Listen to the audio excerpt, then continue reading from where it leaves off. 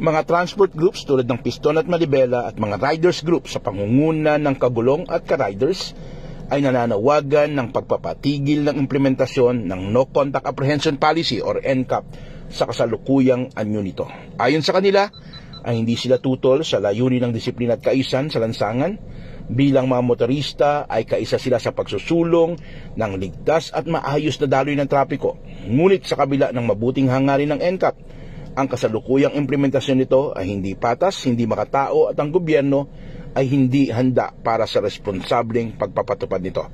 Kung kahit nananawagan sila na itigil na muna ang implementasyon ng NCAP at magbigay daan sa pag-aayos ng mga infrastruktura sa ating mga kalsada tulad ng paayos at visible na road markings at traffic system upang masiguro na patas at makatarungan ang sistema ng aprehensyon. Nananawagan din sila ng makipagkonsultasyon sa mga stakeholders, lalo na sa mga motorcycle riders, drivers at mga transport groups sa pamamagitan ng pagpapatawag ng isang emergency traffic summit. Siguraduhin ang malinaw, mabilis at makatarungang proseso ng abiso at apila.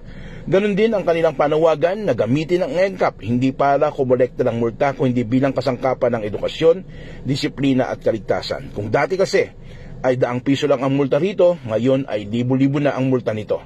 Simula pa lamang daw ito ng kanilang mga pagkilos, patuloy silang magsasagawa ng malakihang kilos protesta hanggang sa mahipahinto ang implementasyon ng NCAP. Stop No Contact Apprehension Policy now. Isuspend ang NCAP hanggat walang konsultasyon. Isuspend ang NCAP hanggat hindi handa ang infrastruktura sa ating mga lansangan.